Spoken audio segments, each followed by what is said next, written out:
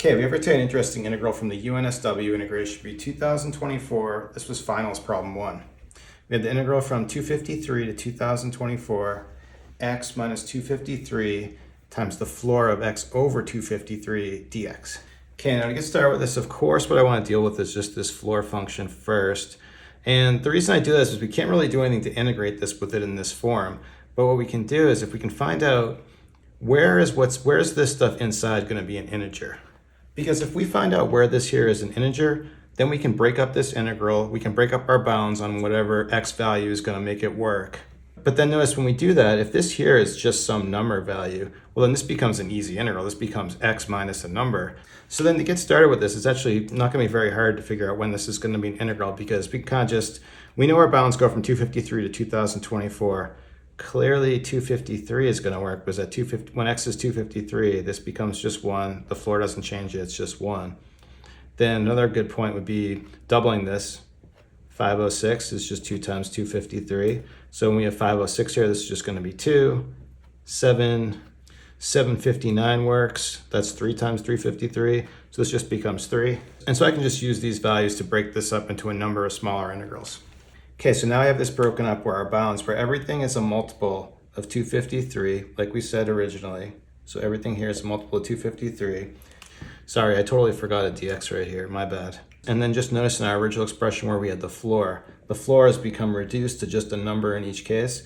So for example, in our first integral, when x is between 253 and 506, notice this is going to always be between 1 and 2, but it's never going to quite reach 2, so the floor function is always going to round this down to 1. So the same thing here when x is between 506 and 759, our value in here is always going to be between 2 and 3. The floor function is going to round us down to this 2 value. And I got lazy here and I just kind of cut it off at 1265 because I didn't want to go all the way to 2024. But now if I wrote this all the way out, I think we then would have 7 different integrals. Now we could just do it that way. We could just go and integrate this all out and you can see that everything is power rules. So we could just go and integrate 7 times. But if we integrate 7 times, that's a little bit tedious. So what I want to do instead is actually just generalize each of these integrals and see if we can just solve one of these. And then maybe then there's going to be an easy way to just multiply it out, multiply our answer by 7 or whatever, and that way we can get our solution. Okay, so now we have our generalization of this integral on the board. You'll just notice it's exactly the same thing we had on the previous board with all those, we had 4 integrals, right? Like if you start with the first one, we had, the case of that first integral was n equals 1. If you plug n equals 1 in there, you have what we had for our lower bound, which was 253. This becomes 2 times 253. This was 506 up here. And then we also had that 1 value right there for n. And then our second integral, we had 2 here, and then our bounds increased, and then 3 and 4, and so on. So it's clear we get this lower bound of 253 when n equals 1. And then for this upper bound, for 224, you'll just notice that what we need here is our n plus 1 needs to be 8, because 8 times 253 works out to 2024. If n plus 1 is 8, then here our n value, actually for this upper bound here, our n value needs to be 7. So what we're actually going to need to do is take this generalized integral, but we're going to need to sum it up for all these n values starting at 1 for our lower bound. So we'll have to have n equals 1 for the first integral. And then for this last integral to get this upper bound, we're going to need n to equal to 7. So then we can't just go ahead and do this integral. Like I said, this is going to be an easy integral. It's just power rule. So let's put this, keep our summation on this. So integrating this with power rule, we get x squared over 2. This is just a constant value. So this is going to become 253 nx. And we need to evaluate it from these bounds. So next we'll go ahead and evaluate. It's going to be a little messy, of course, with the big numbers, but we're just squaring. We'll have 253 squared, and we'll have this n plus 1 squared, and this is going to be over 2. And then here for this term, we're going to have 253 n. Our x value again is 253 n plus 1. And then for this lower bound, we're going to have, this is going to become 253 squared. We'll have our n squared over 2 minus 253 n times 253n, so this is going to become 253 squared times n squared.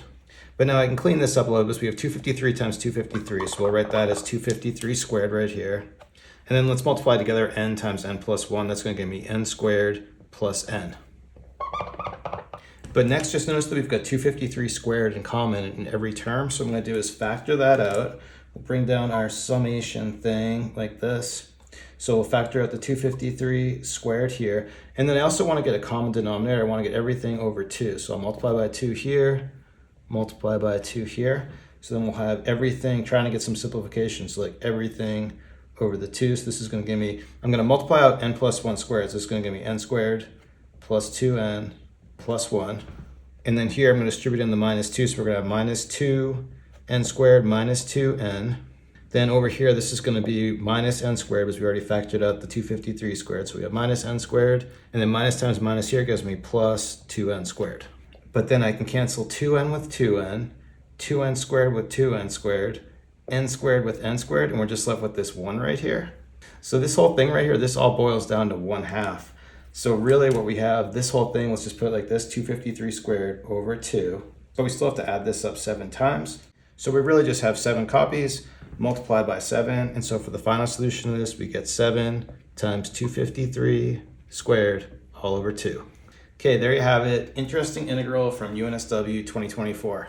Thanks everyone for watching. Have a good day.